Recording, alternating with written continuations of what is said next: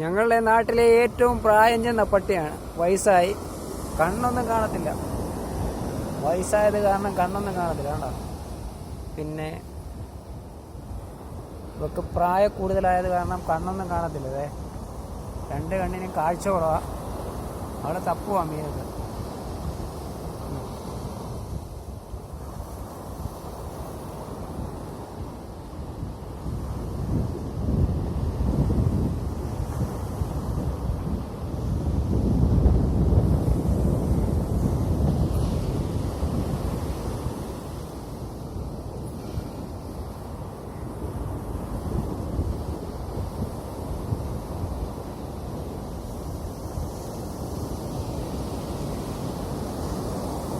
രണ്ട് കണ്ണിനും കാഴ്ചയില്ല.